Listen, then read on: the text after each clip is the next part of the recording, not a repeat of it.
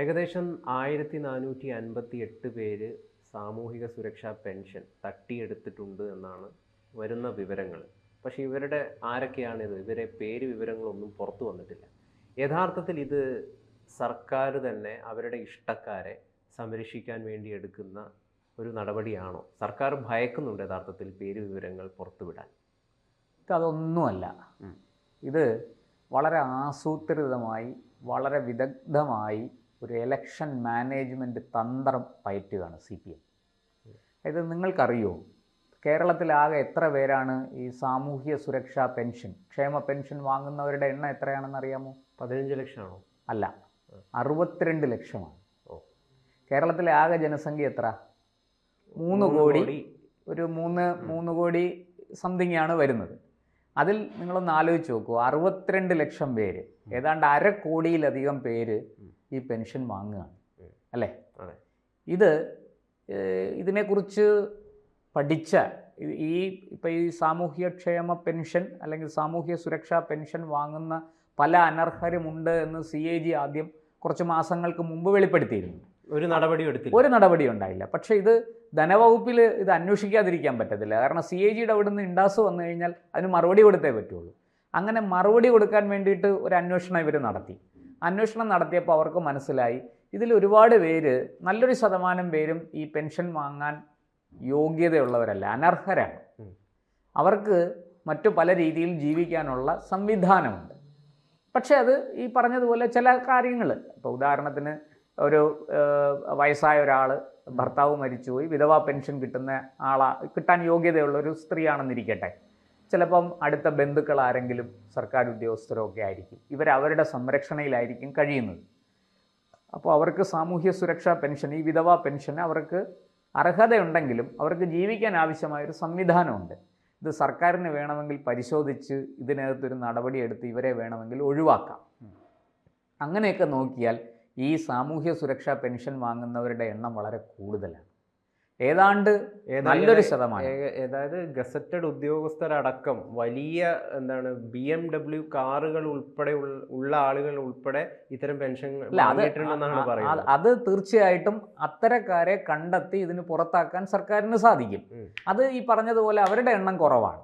അതിനൊക്കെ ഉപരിയായിട്ട് വേറൊരു നല്ലൊരു ശതമാനം ആൾക്കാർ ഈ പറയുന്നത് പോലെ അവർക്ക് ജീവിക്കാൻ മറ്റെന്തെങ്കിലുമൊക്കെ വരുമാനം കാണും, അല്ലെങ്കിൽ മറ്റെന്തെങ്കിലും വഴികളുണ്ടാവും. പക്ഷേ അവർ ഈ പെൻഷൻ വാങ്ങുന്നുണ്ട്.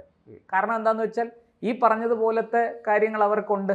ഒന്നുകിൽ വിധവയായിരിക്കും, അല്ലെങ്കിൽ മക്കളാരുമില്ല, വേറെ നോക്കാനാരുമില്ല, ഇങ്ങനെയൊക്കെ ഉള്ളവരായിരിക്കും. പക്ഷേ ഇവർക്ക് വളരെ അകന്ന ബന്ധുക്കളോ മറ്റ് സംവിധാനങ്ങളോ ഒക്കെ ഉണ്ടായേക്കാം.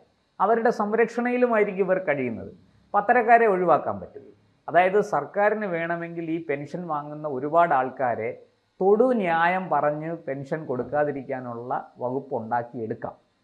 അതൊരു വലിയ ഗൂഢാലോചനയാണ് ഇതിലൂടെ. അതായത് സർക്കാരിന് ഈ ഇലക്ഷൻ കഴിഞ്ഞപ്പോൾ മനസ്സിലായി ഈ സാമൂഹ്യ സുരക്ഷാ പെൻഷൻ വാങ്ങുന്ന ആൾക്കാർ ഒന്നടങ്കം ഈ പെൻഷൻ കുടിശ്ശികയായല്ലോ, എത്രയോ മാസങ്ങൾ കുടിശ്ശികയായിരുന്നു. ആ കുടിശ്ശിക പൂർണ്ണമായിട്ടും തീർക്കാൻ പറ്റിയിട്ടില്ല. ഇവരൊരുപാട് പേര് സർക്കാരിനെതിരായിട്ട്, അതായത് ഇടതുപക്ഷത്തിനെതിരായിട്ട് വോട്ട് ചെയ്തു. 1/2 കോടി വോട്ടെന്ന് പറയുന്നത് ചെറുതല്ല. അത് ആൻറ്റി ഇൻകംബൻസി എന്ന് പറയുന്ന ഭരണവിരുദ്ധ വികാരം എന്നൊരവസ്ഥ ഇവിടെ ഉണ്ടാക്കാൻ ഈ കാര്യത്തിന് സാധിച്ചു. ക്ഷേമ പെൻഷനുകൾ മുടങ്ങിയപ്പോൾ അതിന് സാധിച്ചു എന്ന് സർക്കാരിന് മനസ്സിലായി. ഈ CPM ഒരു വലിയ പ്രത്യേകതയുണ്ട്. എന്താണെന്ന് നിങ്ങൾക്കറിയോ? ഒരു പ്രദേശത്ത്, ഒരു വാർഡിൽ, ഒരു ബൂത്തിൽ CPM എത്ര വോട്ട് കിട്ടി എന്ന് കണക്കിങ്ങോട്ട് വന്നു കഴിഞ്ഞാൽ അതിൽ ആരൊക്കെ അവർക്ക് വോട്ട് ചെയ്തു, ആരൊക്കെ വോട്ട് ചെയ്തില്ല എന്ന് അവർക്ക് കൃത്യമായിട്ട് മനസ്സിലാവും. മറ്റാർക്കും ആ സംവിധാനം ഇല്ല. കുറേയൊക്കെ അത് BJPക്ക് ഉണ്ടെന്ന് പറയാം, കുറച്ചൊക്കെ. കോൺഗ്രസിന് ഒട്ടും തന്നെ ഇല്ല. അതായത് വളരെ കൃത്യമാണ്. ഈ ഇന്ന ബൂത്തിലെ ഇന്ന വീട്ടിലെ വോട്ട് നമുക്ക് കിട്ടിയോ ഇല്ലയോ, അവിടെ തിരഞ്ഞെടുപ്പ് പ്രചാരണത്തിന് പോകുമ്പോൾ തന്നെ അവരത് മനസ്സിലാക്കും. നോട്ടീസ് കൊടുക്കാൻ പോകുമ്പോൾ, വോട്ടേഴ്സ് ലിസ്റ്റ് പരിശോധിക്കാൻ പോകുമ്പോൾ ഒക്കെ അവർ ഈ പേര് വെച്ച് നോക്കുമല്ലോ, വോട്ടേഴ്സ് ലിസ്റ്റിൽ കമ്പയർ ചെയ്ത് നോക്കും. അപ്പോൾ അവർക്ക് മനസ്സിലാവും, ഇവരുടെ റിയാക്ഷൻ നോക്കും, ഈ വീട്ടുകാർ സംസാരിച്ച് നോക്കും, വീട്ടുകാരുടെ പ്രതികരണം എങ്ങനെയുണ്ടെന്ന് നോക്കും. അപ്പോഴെല്ലാം ഇവർ മാർക്ക് ചെയ്ത് പോകുമ്പോൾ ഈ ബൂത്ത് ഏജൻറ്റ്, ഇൻ ഏജൻ്റ് ഉണ്ട്, ഔട്ട് ഏജൻ്റ് ഉണ്ട്. ഈ ഇൻ ഏജൻറ്റിനും ഔട്ട് ഏജൻറ്റിനും അവിടെ വെച്ച് മനസ്സിലാവും ഇവർ നമുക്ക് വോട്ട് ചെയ്തിട്ടുണ്ടോ ഇല്ലയോ എന്ന്. അവരെ സസൂക്ഷ്മമായിട്ട് നിരീക്ഷിച്ചത് മനസ്സിലാക്കും. ഇത് CPM താഴെ തട്ടിൽ അവരുടെ അണികളെ പഠിച്ച് എന്താ പറയേണ്ടത് പരിശീലിപ്പിച്ച് പഠിപ്പിച്ച് വച്ചിരിക്കുന്നതാണ്. അപ്പോൾ കൃത്യമായിട്ടും അവർക്കറിയാം. പിന്നെ ഇപ്പം മൊത്തത്തിൽ ഇന്നിപ്പോൾ ചാനലുകളും ഒക്കെ വളരെ ശക്തമായിട്ട് സാമൂഹിക സുരക്ഷാ പെൻഷൻ മുടങ്ങുമ്പോൾ ചെന്ന് അതിൻ്റെ ആൾക്കാരെ ചെല്ലുന്നു, അവരുടെ അടുത്ത് ചോദിക്കുന്നു. ഇപ്പം തന്നെ നമുക്കറിയാമല്ലോ എത്ര സ്ത്രീകളാണ് ഈ സർക്കാരിനെതിരെ. ദേശാഭിമാനിയില വന്ന വാർത്തയൊക്കെ അറിയാമല്ലോ, ഒരു ഒരു ഒരു വയസ്സായ ഒരു അമ്മയെക്കുറിച്ച്. അവർക്ക് അമേരിക്കയിൽ മോളുണ്ടെന്നും നഴ്സാണെന്നും ഒക്കെ പറഞ്ഞ് വലിയ രീതിയിൽ വാർത്ത വന്നു അല്ലേ. അതൊക്കെ CPMനെ സംബന്ധിച്ച് താഴെ തട്ടിലുള്ള പ്രവർത്തനം കൊണ്ട് അവർക്കത് അറിയാൻ പറ്റും. അപ്പോൾ ഈ സാമൂഹിക സുരക്ഷാ പെൻഷൻ വാങ്ങുന്ന ആൾക്കാർക്കൊരു ഭീഷണിയാണ്. അതായത് നിങ്ങളെ പുറത്താക്കി കളയും, നിങ്ങൾക്കിനി ഒരു കാലവും ഈ പെൻഷൻ കിട്ടത്തില്ല, ഞങ്ങളോട് കളിച്ചാൽ ഞങ്ങൾ ആ കളി പഠിപ്പിക്കും, നിങ്ങളെ ഞങ്ങൾ പുറത്താക്കും എന്നൊരു ഭീഷണിയാണ് വാസ്തവത്തിൽ ഈ 1458 പേരുടെ കഥയും പറഞ്ഞ് മറ്റുള്ളവരുടെ മുന്നിൽ അവതരിപ്പിക്കുന്നത്. ഈ ഭീഷണിയാണ്. ഈ പാവങ്ങൾ അപ്പോൾ ഇവർക്ക് വോട്ട് ചെയ്യും. കുറച്ച് നാൾ മുടങ്ങിക്കോട്ടെ, സാരമല്ല, എന്നാലും എന്തെങ്കിലും കിട്ടുമല്ലോ, വർഷത്തിൽ ഒരിക്കലെങ്കിലും കിട്ടുമല്ലോ, ഈ കുടിശ്ശികയടക്കം കിട്ടുമല്ലോ എന്ന് കരുതിയിരിക്കുന്ന ആൾക്കാർ എന്ത് ചെയ്യും? പേടിച്ചിട്ട് പോയി വോട്ട് CPMന് കൊടുക്കും. ഇത് വരുന്ന തദ്ദേശ തെരഞ്ഞെടുപ്പിൽ, അടുത്ത വർഷം ഇതേ സമയം തദ്ദേശ തെരഞ്ഞെടുപ്പാണ്. അതിനു മുമ്പ് പല നമ്പറുകളും ഇറക്കി CPM വളരെ കൃത്യമായി ഇടതുപക്ഷം ഈ വിഷയം കൈകാര്യം ചെയ്യും. കാരണം ഈ തദ്ദേശ തെരഞ്ഞെടുപ്പ് കഴിയുമ്പോൾ കൃത്യമായിട്ട് മനസ്സിലാവും. കാരണം എന്താ? താഴെ തട്ടിൽ നടക്കുന്ന തെരഞ്ഞെടുപ്പാണ്. നിയമസഭാ തെരഞ്ഞെടുപ്പല്ല, ലോക്സഭാ തെരഞ്ഞെടുപ്പല്ല, താഴെ തട്ടിൽ ഒരു വാർഡിൽ നടക്കുന്ന തെരഞ്ഞെടുപ്പാണ് അല്ലേ. അതെ. അവിടെ വളരെ കൃത്യമായിട്ട് എത്ര വോട്ട് നമുക്ക് കിട്ടി, അവിടെയാണ് ശരിയായ രാഷ്ട്രീയം നടക്കുന്നത്. അവിടെ നമുക്ക് എത്ര വോട്ട് കിട്ടി, മറ്റേ ആൾക്ക് എത്ര വോട്ട് കിട്ടി എന്ന് അവർക്കൊരു കണക്ക് കൃത്യമായിട്ട് എടുക്കാൻ പറ്റും. എന്നാൽ കോൺഗ്രസ്സിന് ആ വാർഡിൽ എത്ര വോട്ടുണ്ട്, BJPക്ക് എത്ര വോട്ടുണ്ട്, CPMന് എത്ര വോട്ടുണ്ട്, CPIക്ക് എത്ര വോട്ടുണ്ട്, ജനതാദളിന് എത്ര വോട്ടുണ്ട്, മുസ്ലിം ലീഗിന് എത്ര വോട്ടുണ്ട്, ഇങ്ങനെ കൃത്യമായ കണക്ക് CPMന് എടുക്കാൻ പറ്റും. ചെറിയ വ്യത്യാസമേ അതിനകത്ത് വരുള്ളൂ. അത് ഇത്തവണ ഈ തദ്ദേശ തെരഞ്ഞെടുപ്പ് കഴിയുമ്പോൾ CPMന് തിരിച്ചടിയാണെങ്കിൽ ഉറപ്പാണ് അടുത്ത 3 മാസത്തിനുള്ളിൽ, 3 മാസം കഴിഞ്ഞ് വരുന്ന നിയമസഭാ തെരഞ്ഞെടുപ്പിന് മുമ്പ് ഒരുപാട് പേര് ഈ സാമൂഹ്യ സുരക്ഷാ പെൻഷൻ പദ്ധതിയിൽ നിന്ന് പുറത്താക്കും. ഭീഷണിപ്പെടുത്തുന്നത് നിങ്ങളെ പുറത്താക്കും എന്നാണ്. അതിൻ്റെ മുന്നോടിയായി നടക്കുന്ന ഒരു എന്താ പറയുക കളമൊരുക്കലാണ് ഇപ്പം നടക്കുന്ന ഈ പറാട്ട് നാടകം. ശരി. ഇതിനകത്ത് വേറെ യാതൊരു വസ്തുതയുമില്ല. ഈ പറഞ്ഞതുപോലെ ഇവരെ ഏതെങ്കിലും വിധത്തിൽ ചെറിയ ചെറിയ കുറ്റങ്ങളൊക്കെ കണ്ടുപിടിച്ച് ഇവരെ പുറത്താക്കാൻ വലിയ ബുദ്ധിമുട്ടൊന്നുമില്ല. ഒരുപാട് പേരെ പുറത്താക്കാൻ പറ്റും. ഏതാണ്ട് ഒരു 25% പേര് പുറത്താകും എന്നുണ്ടെങ്കിൽ നിങ്ങളൊന്ന് ആലോചിച്ച് നോക്കൂ. അത്രയും പേര് വളരെ പ്രയാസപ്പെട്ടു പോകും. ഒരു പക്ഷേ അവർക്ക് ഈ പെൻഷൻ കൊണ്ട് നമ്മൾ വിചാരിക്കുന്നതിനെ പോലെ ഗുണമുണ്ടാവും. അവർക്ക് എന്തെങ്കിലും ഈ പറയുന്നത് പോലെ ജീവിതം മുന്നോട്ട് കൊണ്ടുപോകും, മറ്റാരുടെയെങ്കിലുമൊക്കെ സംരക്ഷണയിലായിരിക്കും. എന്നാലും ഈ കിട്ടുന്ന വരുമാനം, ഈ 1600 രൂപ അവരെ സംബന്ധിച്ചൊരു വലിയ കാര്യമാണ്.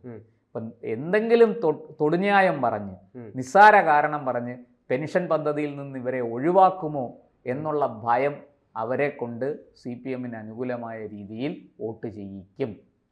ഇപ്പോൾ ഈ CAG ചേട്ടൻ തുടക്കത്തിൽ പറഞ്ഞ CAG റിപ്പോർട്ടിൽ 2022 തോന്നുന്നു ആ റിപ്പോർട്ട് വന്നത്. അതിൽ ഇതേ രീതിയിൽ ഈ സാമൂഹിക സുരക്ഷാ പെൻഷൻ അനർഹരല്ലാത്ത നിരവധി ആളുകൾ വാങ്ങുന്നുണ്ട് എന്ന് റിപ്പോർട്ട് വന്നു. അർഹതയില്ലാത്തവര്.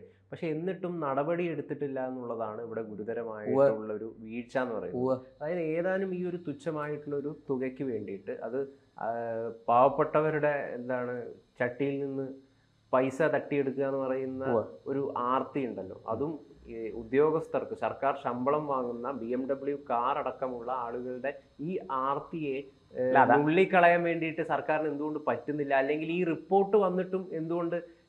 വളരെ ലളിതമാണ്, സർക്കാരിന് അത് ചെയ്യാൻ താല്പര്യമില്ല. ഇപ്പൊ തന്നെ ധനമന്ത്രി എന്താ പറയുന്നത്? പേര് വിവരങ്ങളൊന്നും പുറത്തുവിടാൻ പറ്റില്ല, അന്വേഷണം നടക്കുന്നതേ ഉള്ളൂ. അന്വേഷണം എന്ന് തീരും ആവോ ആർക്കറിയാം. അപ്പോൾ ഇത് വളരെ കൃത്യമാണ്. എന്നിട്ട് അദ്ദേഹം ഒരു കാര്യം കൂടി പറഞ്ഞു, ഈ വാങ്ങുന്നവരാണ് സൂക്ഷിക്കേണ്ടത് അടുത്ത തവണ വാങ്ങാതിരിക്കാൻ. അതെ, അങ്ങനൊരു ഒരു സ്റ്റേറ്റ്മെന്റ് ഇറക്കിയിരിക്കുന്നത്. എന്താ? സ്വയം തോന്നി പിന്മാറണം. ഇത് ആരെങ്കിലും ചെയ്യുമോ?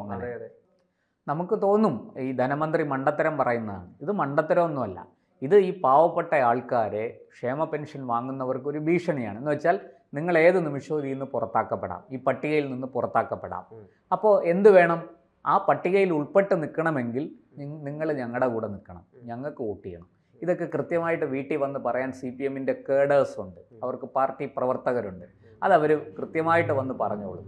ഈ വരാൻ പോകുന്ന തദ്ദേശ തെരഞ്ഞെടുപ്പിന് മുമ്പ് ഈ മെസ്സേജ് കൃത്യമായിട്ട് താഴെ തട്ടിൽ ഈ പെൻഷൻ വാങ്ങുന്ന ഈ 62 ലക്ഷം പേരിലേക്കും എത്തിക്കും. മര്യാദയ്ക്ക് ഞങ്ങൾക്ക് വോട്ട് ചെയ്തോ, ഇല്ലെന്നുണ്ടെങ്കിൽ ഈ പട്ടികയിൽ നിന്ന് ഞങ്ങൾ പുറത്താക്കും, ഉറപ്പാണ്. പിന്നെ തിരിച്ചു കയറണമെങ്കിൽ വലിയ പാടാണ്. ഇവർ തെളിയിക്കണം. ഈ പാവപ്പെട്ട ആൾക്കാർക്ക് ഇതിൻ്റെ പുറകെ നടക്കാൻ സാധിക്കുമോ? അതിനുള്ള പണമുണ്ടോ, സമയമുണ്ടോ, സൗകര്യങ്ങളുണ്ടോ? പലരും രോഗികളാണ്, ഒട്ടുമുക്കാൽ പേരും രോഗികളാണ്. ഇവരെന്ത് ചെയ്യും? അപ്പോൾ ആ പാവപ്പെട്ടവർ പാർട്ടിക്ക് വോട്ട് ചെയ്യും. ഇതാണ് CPM അവിടെ എടുക്കാൻ പോകുന്ന നയം. ഇതിനെ എതിർക്കാനോ ഇത് നേരിടാനോ ഉള്ള കരുത്ത് ഇവിടുത്തെ പ്രതിപക്ഷത്തിനോ BJPക്കോ ഒന്നുമില്ല. CPM വളരെ മനോഹരമായിട്ട്, ഭംഗിയായിട്ട്, ഗംഭീരമായിട്ട് ഇതങ്ങ് ചെയ്യും. അവർക്ക് തീർച്ചയായിട്ടും ആൻറ്റി ഇൻകംബറൻസിയെ മറികടക്കാൻ ഈ 62 ലക്ഷം പേരുടെ വോട്ട് സഹായിക്കും. ഇതിൽ നമ്മുടെ പ്രതിപക്ഷ നേതാവായിട്ടുള്ള VD സതീശൻ കഴിഞ്ഞ ദിവസം മുഖ്യമന്ത്രി പിണറായി വിജയന് ഒരു കത്ത് അയച്ചിട്ടില്ല ഇതുമായി ബന്ധപ്പെട്ട്. അതിൽ അദ്ദേഹം ചൂണ്ടിക്കാണിക്കുന്നത് ഈ സർക്കാർ ശമ്പള സോഫ്റ്റ്വെയർ ആയ സ്പാർക്ക്, അതോടൊപ്പം തന്നെ സാമൂഹിക സുരക്ഷാ പെൻഷൻ സോഫ്റ്റ്വെയർ ആയ സേവന, ഇത് രണ്ടും ഒത്തുനോക്കിയാൽ തന്നെ തട്ടിപ്പ് കണ്ടെത്താമായിരുന്നു എന്നാണ്. പക്ഷെ അതിന് സർക്കാർ മെനക്കെടുന്നില്ല എന്നാണ്. അതെ, സർക്കാരിന് താല്പര്യമില്ല, പാർട്ടിക്ക് താല്പര്യമില്ല. അവരുടെ ഉദ്ദേശം എന്താണ്? വളരെ വ്യക്തമല്ലേ. ഇത് തട്ടിപ്പുകാരെ കണ്ടെത്തി പുറത്താക്കലല്ല, മറിച്ച് ഈ സാമൂഹ്യ സുരക്ഷാ പെൻഷൻ വാങ്ങുന്ന അർഹരായ ആൾക്കാരെ ഭീഷണിപ്പെടുത്തി വരുതിയിൽ നിർത്തി അവരെ കൊണ്ട് വോട്ട് ചെയ്യിക്കുക എന്നുള്ളത് മാത്രമാണ്. അല്ലാതെ അതിനകത്ത് വേറെ യാതൊരു പുതുമയും ഇല്ല. അതിന് വേണ്ടിയിട്ടുള്ള ഒരു കളമൊരുക്കലാണ്, അതിന് വേണ്ടുന്ന ഒരു ഗൂഢാലോചനയാണ്, അതിന് വേണ്ടുന്ന ഒരു പദ്ധതിയാണിത്.